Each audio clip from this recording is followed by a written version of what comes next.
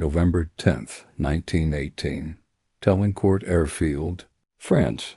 The young German pilot stood beside his Fokker D.VIII, hand resting on the cowling of the small radial engine. The metal was still warm. He had flown 3 sorties that morning, 3 times into a sky that no longer belonged to Germany. The war was ending. Everyone knew it. But the plane beneath his hand, this strange, elegant parasol wing monoplane, felt like it belonged to a different future. He didn't know yet that in 14 hours the guns would fall silent, and he didn't know that the airplane he flew, dismissed by history as a footnote, would quietly reshape aviation for the next 30 years. Before we dive in, if you're fascinated by the untold, technical, and human stories of the world wars, hit that like button and subscribe. We bring you these deep dives every week. And drop a comment below. Where in the world are you watching from? Whether you're in Berlin, Brisbane, or Baltimore, this story crosses borders, because innovation always does. Let's get into it. The irony was this. Germany had created the finest lightweight fighter of the First World War at the exact moment it no longer had the fuel, the pilots, or the time to use it. To understand the Fokker D.VIII, you first have to understand what it was competing against. Not Allied fighters, but its own older brother. The Fokker D.VIII, introduced in April 1918, was a legend. Pilots called it forgiving. Engineers called it overbuilt. The Allies called it dangerous. When the armistice was signed on November 11, 1918, Article 4 specifically demanded the surrender of all D-7 fighters. No other aircraft in history has ever been named in a treaty. That's how much the Allies feared it. The D.VIII could climb to 16,000 feet in under 15 minutes.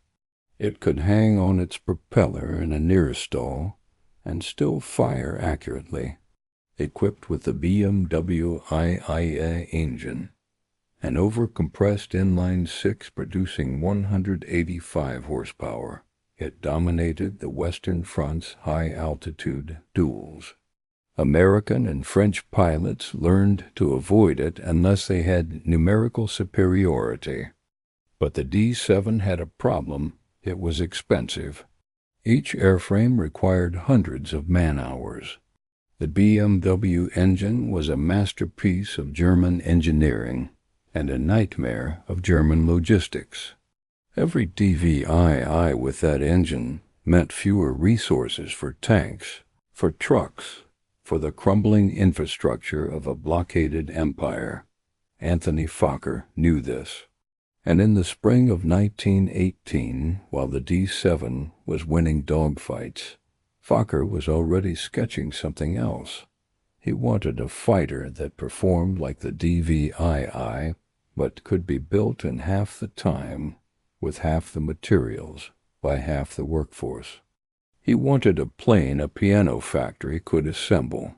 He wanted a design so simple that it could survive Germany's collapsing supply chain. What he came up with was the Fokker EV, later redesignated the D.VIII. It was a parasol wing monoplane, a single wing mounted above the fuselage on struts, like an umbrella over a walking stick. The fuselage was welded steel tube, fabric covered. The wing was plywood skinned, built around 2 wooden spars. The engine was a 9-cylinder Oberursel rotary, producing just 110 horsepower, a French design, copied under license, underpowered even by 1918 standards. On paper, it looked like a step backward. The Fokker EII Eindecker, the Fokker Scourge of 1915, had been a monoplane too, and it had long since been outclassed. But the D.VIII wasn't a step backward. It was a leap sideways into a future no one else had seen yet. In June 1918, Fokker entered the EV in the German fighter competition at Adlershof. It flew against biplanes, triplanes, and other experimental designs. Pilots were skeptical. The plane looked fragile. The engine sounded weak. The wing seemed too high, too thin, too exposed. Then they flew it. The D.VIII had a top speed of 127 miles per hour, faster than most Allied fighters. Despite its tiny engine, it could climb to 13,000 feet in under 12 minutes. Its roll rate was exceptional. Its stall speed was astonishingly low, and it had one quality that no amount of horsepower could buy: grace. Pilots described it as effortless, light on the controls, responsive without being twitchy. It didn't fight you in a turn. It flowed. Germany ordered 400 of them immediately, and then the wings started falling off. August 1918, Schwerin Airfield. 3 Fokker D.VIIs had been delivered to Justice 6 for frontline evaluation. The squadron's pilots were experienced. They treated the new aircraft with the caution all test pilots learn: gentle climbs, shallow dives, no aggressive maneuvers, until they understood the airframe. On August 16th, one of the wings folded in mid-flight. The pilot died instantly. 2 days later it happened again, different pilot. Same failure. The upper wing peeled away from the fuselage during a moderate dive. Wreckage scattered across a wheat field south of the aerodrome. A third failure followed within the week. Germany's new wonder fighter was grounded. All D.VIIs were recalled. Production halted. Pilots refused to fly them. The reputation of the aircraft, barely a month old, was destroyed. Anthony Fokker had 2 explanations. In his autobiography, written years later, he blamed the German Air Force Technical Department. He claimed they had insisted on reinforcing the rear wing spar, not understanding that the D.VII's wing was a cantilever design. It flexed intentionally, distributing stress through controlled torsion. By stiffening the rear spar, the inspectors had changed the wing's load path, concentrating stress in areas not designed to bear it. Once Fokker restored the original spar dimensions, he said, the problem vanished. That was his story. And for decades, that's the version history repeated. But there was another explanation. One documented in German Air Force inspection reports. One that didn't appear in Anthony Fokker's autobiography because it made him look negligent. The wings weren't failing because of engineering. They were failing because of quality control or the complete absence of it. Fokker had subcontracted wing production to small workshops, including piano manufacturers with no aviation experience. Inspection records from August 1918 revealed catastrophic defects. Plywood skins weren't bonded to ribs. Nails missed their targets entirely, piercing empty air. Glue dissolved on contact with moisture. Some wings, when drilled for inspection, leaked water. The wood itself was undersized. Spars that should have measured 45 millimeters were coming in at 38. Ribs were misaligned. Varnish meant to seal the wing against moisture was applied carelessly, if at all. Why? Because by mid-1918, Germany was losing the war in slow motion. Anthony Fokker knew it. He had no intention of investing in German factory infrastructure When the Reich might not exist in 6 months, he planned to leave. He planned to take his designs, his patents, and his wealth somewhere stable. So instead of building his own production line, he outsourced to the cheapest bidders. And young men died because of it. By September, the failures had been traced. Fokker tightened quality control. Wings were re-inspected. New aircraft were cleared for service. The D.VIII returned to frontline squadrons in October 1918. By then, it had been grounded for 2 months. 2 months Germany didn't have, but for the pilots who flew it in those final weeks, the ones who survived long enough to write about it, the D.VIII was a revelation. It weighed 1,238 pounds, fully loaded. That made it the lightest fighter of the late war. A Sopwith Camel weighed 1,482 pounds. A Sped 13, 1,807 pounds.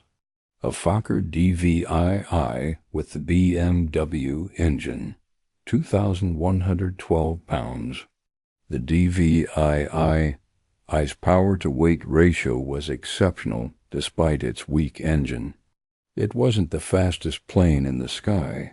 The Sped-13 could hit 135 miles per hour in a dive, but it was faster than most, and where speed failed, agility compensated. The wing was the secret. Fokker had used a Göttingen airfoil, a thick, cambered profile developed by Ludwig Prandtl's team at the University of Göttingen. It was the same family of airfoils used on the D.VIII, but refined, thicker at the root, tapering toward the tips in both chord and thickness. The result was a wing that generated lift efficiently with low drag across a wide range of speeds. British and French fighters were still using thin, flat-bottomed airfoils derived from pre-war designs. They worked, but inefficiently. For a given amount of lift, they created more drag. More drag meant more engine power needed. More engine power meant more weight, more fuel, more cost. The D.VII's wing was plywood-covered, even the ailerons. Fabric-covered control surfaces were the norm in 1918. They were lighter and easier to build. But plywood was stiffer. It didn't deform under airload. That stiffness translated into crisper control response, especially in high-speed rolls. And because the wing was a parasol design, mounted above the fuselage on struts, rather than directly attached, it operated in clean airflow. No fuselage interference. No turbulence bleeding energy from the wingtips. Just a single efficient lifting surface doing exactly what it was designed to do. The visibility was extraordinary. Pilots could see above, below, forward, and to the sides without the upper wing of a biplane blocking their view. In a dogfight, that mattered. Situational awareness was survival, but the real genius of the D.VIII wasn't its performance. It was its cost. A Fokker D.VIII required 880 man-hours to build. The D.VIII required an estimated 520, maybe less, depending on the subcontractor. The D.VIII used an inline engine that demanded precision machining, high-grade steel, and constant maintenance. The D.VIII used a rotary engine, crude, reliable, mass-producible. Germany could build 3 D.VIIs in the time it took to build 2 D.VIs, and in the autumn of 1918, that ratio was the only thing that mattered. But autumn turned to winter, and winter brought the armistice, November 11th, 1918. 11 o'clock. A .M. across the Western Front. The guns stopped. In Flanders, in the Argonne, in Lorraine, silence. Fokker D.VIII has sat on aerodromes across Germany, their engines cold. Some had seen combat. Most had not. Pilots climbed down from cockpits they would never sit in again. Mechanics drained fuel tanks. Armorers unloaded machine guns. Under the terms of the armistice, all German military aircraft were to be surrendered or destroyed. The D.VIII was named specifically. The D.VIII was not, but it didn't matter. The Allies wanted them gone. In the months that followed, hundreds of German fighters were bulldozed into pits, burned or hacked apart for scrap. A few were smuggled out. Anthony Fokker himself disassembled locomotives' worth of aircraft parts and shipped them across the Dutch border under cover of night, rebuilding his empire in Amsterdam before the ink on the treaty was dry. The D.VII's combat record was nearly non-existent. There are scattered references in Allied intelligence reports to German monoplanes engaged over the front in October and November 1918. Some may have been D.VII's. Some may have been older Eindekers still in service. Records are incomplete. There is no confirmed ace who flew the D.VII exclusively. No dramatic dogfight that entered the history books. No Knight's Cross recipient who owed his life to the parasol monoplane Dot, and yet Dot in 1919. Anthony Fokker began building airliners.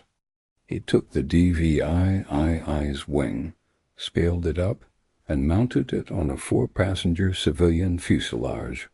The result was the Fokker FII, then the FII, then the FVII, which became one of the most successful airliners of the 1920s. The wing design worked. It was efficient, stable, and easy to manufacture. Airlines across Europe and America bought Fokker transports. The planes carried mail, passengers, and cargo across continents. They set distance records. They opened air routes. And every single one of them owed its wing to the Fokker D.VIII. In 1922, Fokker moved to the United States. He became a citizen. He opened factories. He sold planes to airlines, to the military, to private buyers. His company, Fokker Aircraft Corporation, became the largest aircraft manufacturer in the world. In 1929, General Motors acquired Fokker's American operations. The assets, the engineers, the production methods, all of it were folded into a new company, North American Aviation, and the people came with it. Edgar Schmude, German-born, Fokker-trained, he joined North American as a designer. In 1940, he began sketching a new fighter for the British Purchasing Commission. It would use an American Allison engine, laminar flow wings, and a level of precision manufacturing that Fokker had drilled into his teams for years. That aircraft became the P-51 Mustang.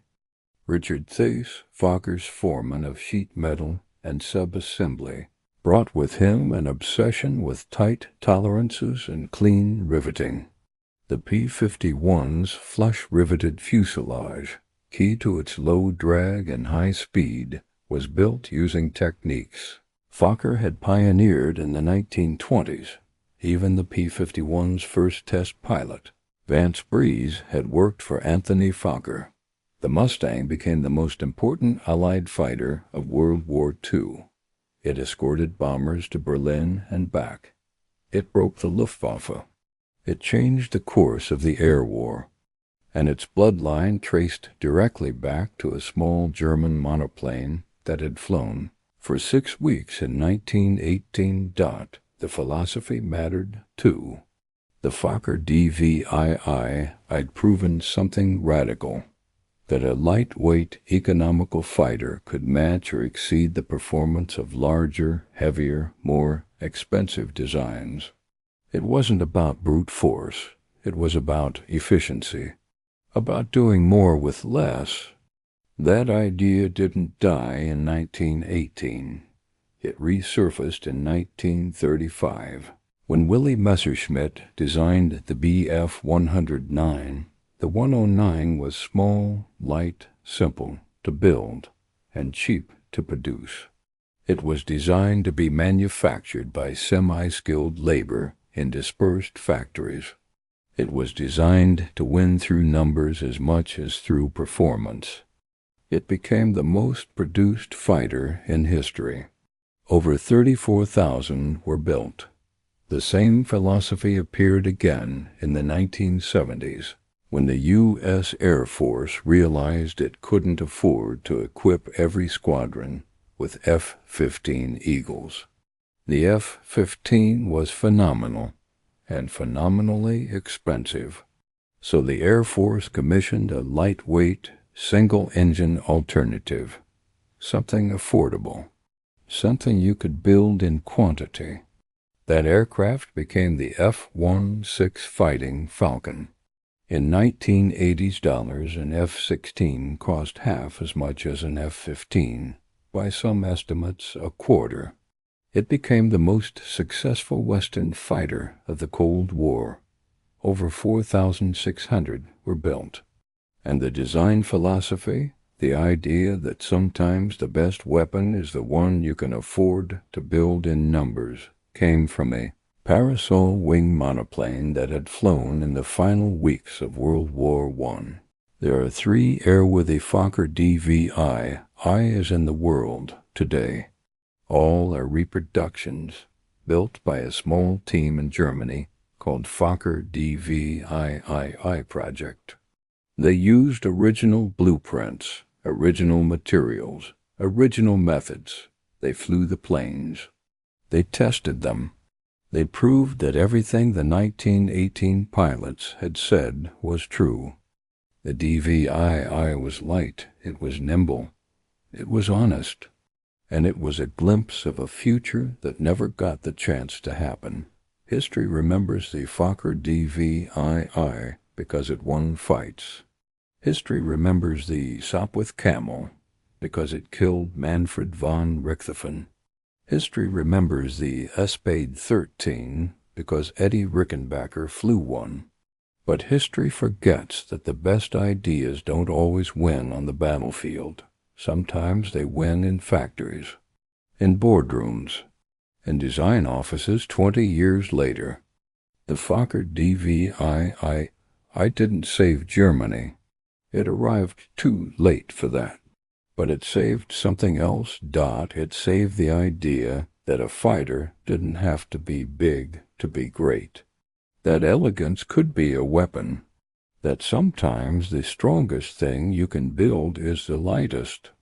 And in the end, long after the last dogfight, long after the last treaty, long after the last veteran had gone, that idea flew farther than any of them.